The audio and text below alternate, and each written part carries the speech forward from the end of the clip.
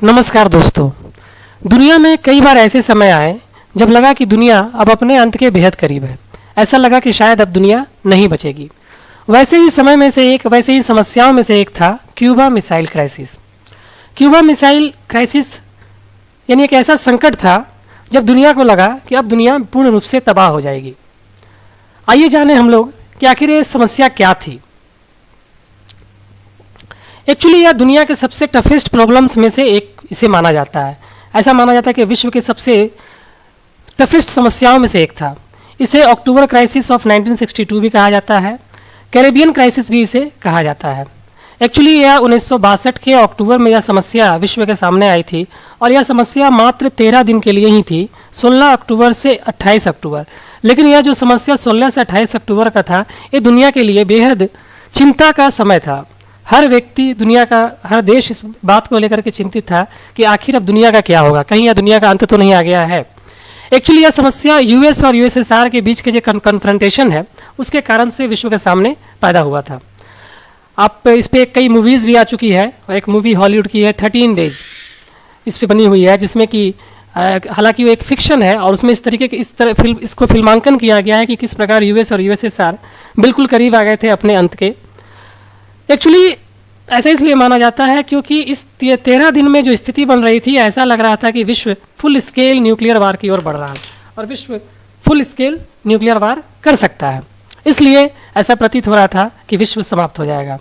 अगर ऐसा होता और अगर यूएस और यूएसएसआर फुल स्केल न्यूक्लियर वार की ओर बढ़ जाते तो शायद विश्व की 1/3 पॉपुलेशन समाप्त हो जाती। कई बड़े बड़े देश तबाह हो जाते। इसमें अमेरिका, चाइना, रसिया, आपको अफ्रीका, यूरोप और एशिया के भी कई देश तबाह हो जाते। क्यूबा में तो शायद कोई भी व्यक्ति, एक भी व्यक्ति शायद जीवित नहीं बचता, ऐसा माना जाता है। हालांकि इस समस्या से विश्व उभर गया। आप यहाँ मैप पे देख सकते हैं, इस रशिया को आप देख रहे होंगे यहाँ पे। एक्चुअली रसिया को ही पहले यूएसएसआर कहा जाता था, क्योंकि यूएसएसआर एक यूनियन के रूप में कई देशों के साथ मिलकर के यूएसएसआर बना था, जो बाद में विखंडन के बाद आज रसिया के रूप में आप इसे देख रहे हैं। और दूसरी तरफ था यूनाइटेड स्टेट्स। आप मैप में यहाँ देख रहे हैं, दूसरी तरफ यहाँ यूनाइटेड स्टेट्स था। तो ये दो कंट्रीज थे, इनके बीच के कन्फ्रंटेशन में कहीं ना कहीं एक परिस्थिति पैदा हुई। क्यूबा को अगर आप देखना चाहते हैं, आप यहाँ मैप पे यहाँ देख रहे होंगे, क्यूबा यहाँ आपको दिख रहा है। एक छोटा सा आइलैंड है, आइलैंड कंट्री है और इसके लीडर का नाम था इसके Fidel Castro. Fidel Castro actually USSR के समर्थक थे, इनके सहयोगी थे। और यूएसए ये कभी नहीं चाहता था कि फिडेल कास्ट्रो या क्यूबा यूएसएसआर के संपर्क में रहे या उनके साथ उसके अच्छे संपर्क बने। आप यहाँ मैप में देख सकते हैं, क्यूबा एक छोटा सा देश है। एक्चुअली अगर हम इस क्यूबा मिसाइल क्राइसिस को समझना चाहते हैं तो हमें इसके बैकग्राउंड को थोड़ा समझना होगा। बैकग्राउंड में अगर हम जाएं तो आपको द्वितीय विश्व युद्ध के बाद तो पता ही होगा कि वर्ल्ड वार 2 के बाद विश्व में कोल्ड वार शुरू हो चुका था। कोल्ड वार क्या था? एक्चुअली विश्व में जब वर्ल्ड वार 2 में 2 गुट बने हुए थे, एक थे अलाइड कंट्रीज, दूसरा था एक्सिस कंट्रीज। और एक्सिस कंट्रीज में जर्मनी था, इटली था, जापान था। अलाइड कंट्रीज में यूएसए, यूएसएसआर, ब्रिटेन, फ्रांस था। और जब दोनों के बीच में युद्ध हुआ तो पता ही होगा कि यूएसए ने अपनी हिरोशिमा और नागासाकी पर अटैक करके जापान को पूर्ण रूप से तबाह कर दिया। उसके पश्चात अलाइड कंट्रीज़ की जीत हुई। एक्सिस कंट्रीज़ बुरी तरह से पराजित हो चुकी थी।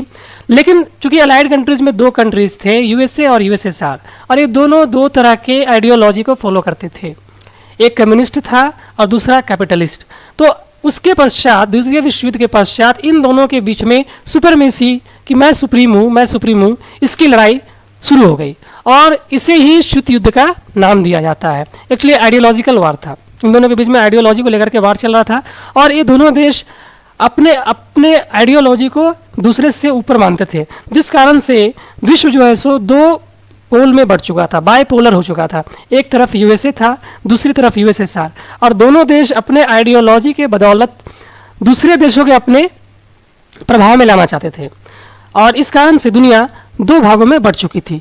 कुछ देश यूएसए के संपर्क में थे या उनके सहयोगी थे, कुछ देश यूएसएसआर के सहयोगी थे। इस प्रकार से दोनों देश, पूरा विश्व 2 भागों में बढ़ चुका था और जिस कारण से यह शीत युद्ध ऐसा लगता था कि कभी भी बिल्कुल न्यूक्लियर वार की ओर बढ़ सकता था। इसी में से एक समस्या क्यूबा मिसाइल क्राइसिस आया। एक्चुअली क्यूबा मिसाइल क्राइसिस के पीछे कई कारण बने।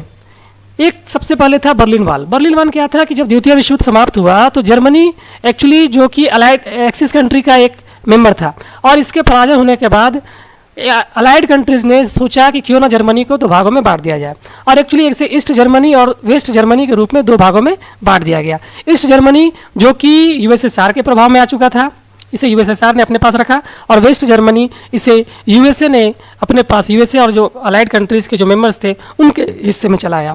ठीक है, तो कहीं ना कहीं बर्लिन में, एक्चुअली बर्लिन जो जर्मनी के, बर्लिन में एक शहर जो जर्मनी है उसे भी दो भागों में बांट दिया गया था, और बर्लिन वाल बना दिया गया था पूरे बर्लिन शहर में।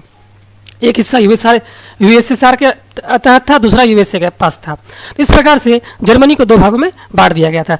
तो कहीं ना कहीं इन दोनों के बीच में जर्मनी एक कन्फ्रंट्रेशन का कारण बन रहा था। यूएसएसआर चाहता था कि पूरा का पूरा जर्मनी उसके अधिकार में आ जाए, यूएसए भी वही बात चाहता था कि पूरा का पूरा जर्मनी उसके अधिकार में हो।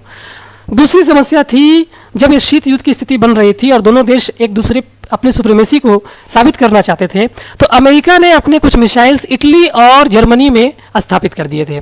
ठीक है, इटली और टर्की में।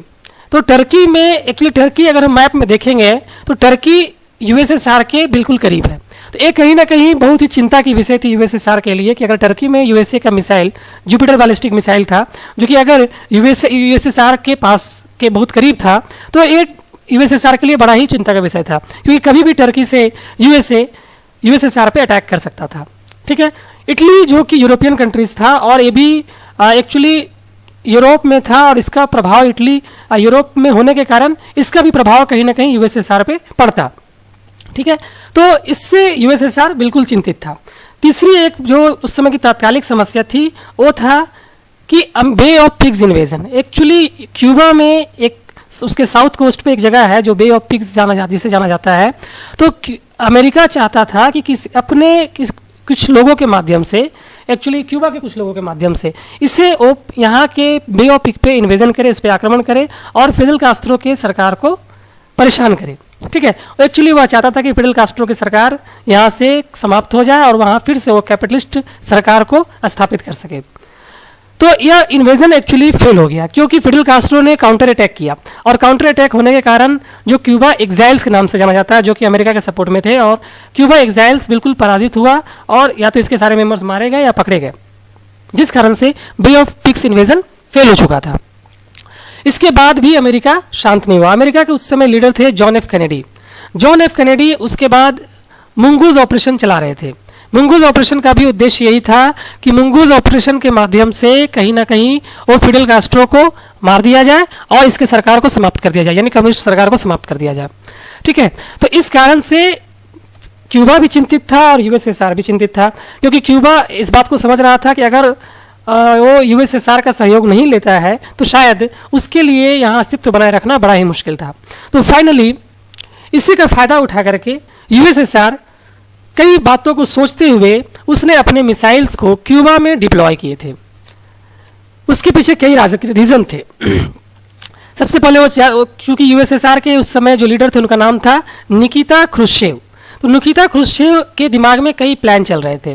वो जान रहे थे कि अगर क्यूबा में वो अपने मिसाइल्स को डिप्लॉय कर देते हैं, ठीक है, तो इसके बदले में उनको वो चाहेंगे तो वेस्ट जर्मनी जो कि अभी यूएसए के कंट्रोल में था उस पे अधिकार, उस पे कंट्रोल पाने के लिए वो डिमांड कर सकते थे यूएसए से। दूसरा, वो क्यूबा को भी सिक्योर कर रहे थे इस माध्यम से कि क्यूबा सिक्योर है अमेरिका से।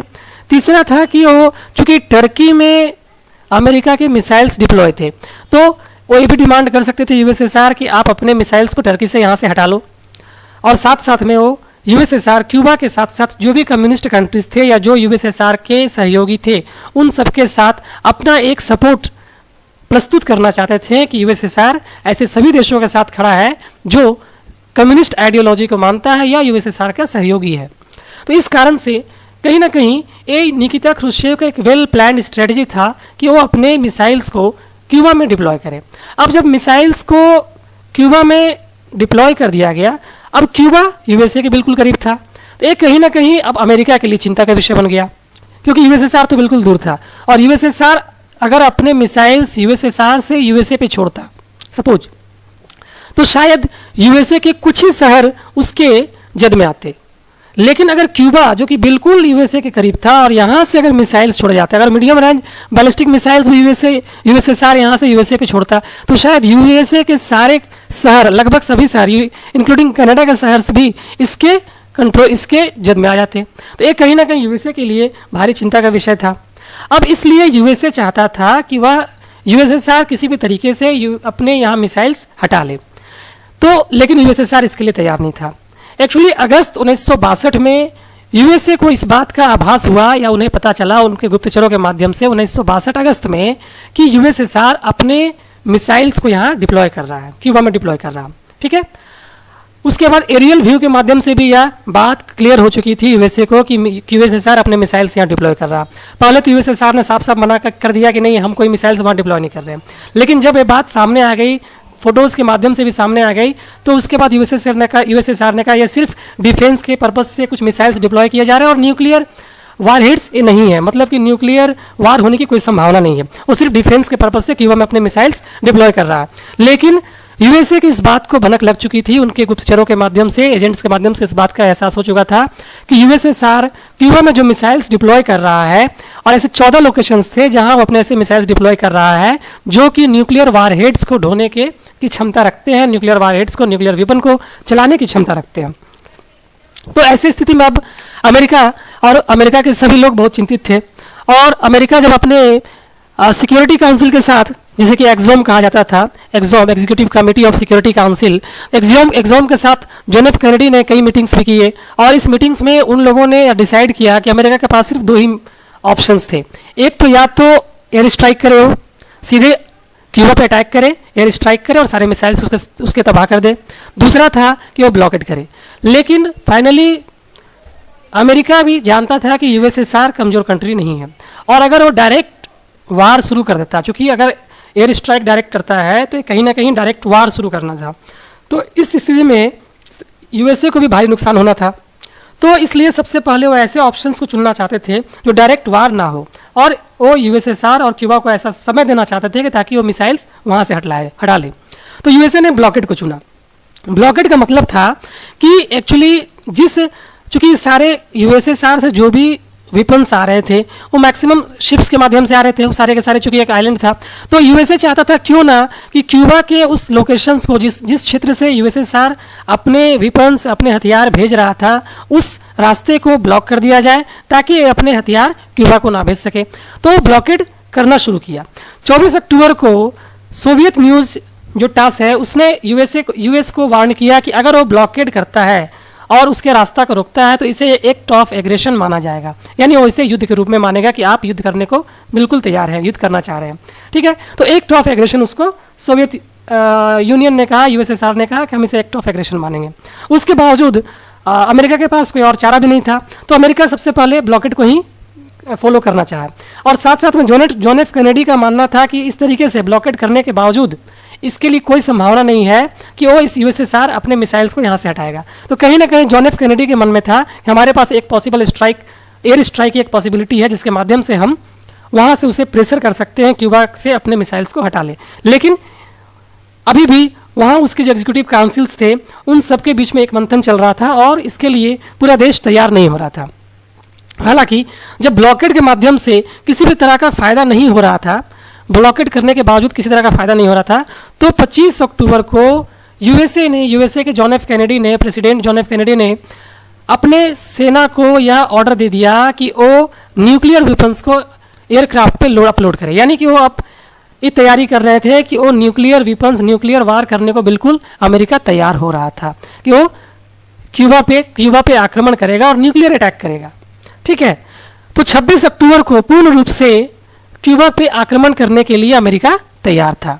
ठीक है, लेकिन अब जब न्यूक्लियर वारहेड्स, न्यूक्लियर वेपन्स की तैयारी कर रहा था यूएसए, तो यूएसएसआर को अब समझ में आने लगा कि शायद ये उसकी स्ट्रेटजी भी थी, फुल प्लान भी था, क्योंकि वो भी नहीं चाहता था कि युद्ध हो, दोनों देश इस बात को नहीं चाहते थे कि न्यूक्लियर वार हो। तो जब 26 अक्टूबर को परिस्थिति ऐसी बन चुकी थी कि अब यूएसए अटैक करने ही वाला है, ऐसी स्थिति में फाइनली यूएसएसआर के मूड में थोड़ा चेंजेस आया, और जो भी शिप्स जो क्यूबा को और आ रहे थे उसने अपने शिप्स को वहाँ से रिटर्न करना शुरू कर दिया, और 14 शिप्स सबसे पहले वहाँ से उस रास्ते से बैक चले गए। वो क्यूबा नहीं गए। तो जब ऐसा होने लगा, अब समझ में यूएसएसआर को भी आने लगा था कि नहीं, अब समय आ चुका है कि अब हम नेगोशिएशंस करें, और जो पहले से निकिता क्रुश्चेव के माइंड में चल रहा था, जो स्ट्रेटजी थी, उस पर काम करने की समय आ चुकी थी उसके अनुसार। तो अब यूएसएसआर ने सीक्रेट नेगोशिएशन स्टार्ट कर दिया। तो सीक्रेट नेगोशिएशन एक्चुअली यूएसएसआर के भी कई सीक्रेट एजेंट्स जो कि यूएसए में थे, तो इन यूएसए में जो भी एजेंट्स थे और यूएसए के भी एजेंट्स थे, इन दोनों के बीच में सबसे पहले नेगोशिएशन स्टार्ट हुआ। इस नेगोशिएशन में यूएसएसआर ने यूएसए के एजेंट्स को कहा कि अगर अमेरिका पब्लिकली इस बात को कहता है कि वो क्यूबा पे आक्रमण नहीं करेगा, क्यूबा को इन्वेड नहीं करेगा, तो यूएसएसआर अपने सारे मिसाइल्स को क्यूबा से हटा लेगा। ठीक है, तो ये बात जब जॉन एफ कैनेडी को पता चली, तो कहीं ना कहीं जॉन एफ कैनेडी इस बात के लिए हम राजी थे, और जॉन एफ कैनेडी ने ब्राज़ील के माध्यम से ब्राज़ील को यह मैसेज पास किया, जॉन एफ कैनेडी ने ब्राज़ील को यह मैसेज पास किया कि वो क्यूबा को यह मैसेज पास कर दे कि अगर क्यूबा से सारे मिसाइल्स यूएसएसआर हटा लेता है तो वो क्यूबा पे आक्रमण नहीं करेगा, उसे इन्वेड नहीं करेगा। ठीक है, लेकिन फिर थोड़ा सा यहाँ पे चेंजेस आया। 27 अक्टूबर को क्रुश्चेव का एक मैसेज रसिया में यूएसएसआर में ब्रॉडकास्ट हो रहा था, और वो मैसेज ये था कि अगर यूएसए अपने मिसाइल्स को टर्की और इटली, ठीक है, इन दोनों कंट्री से अगर वो अपने मिसाइल्स को हटा लेता है तो निकिता क्रुश्चेव यानी यूएसएसआर भी अपने मिसाइल्स को क्यूबा से हटा लेंगे।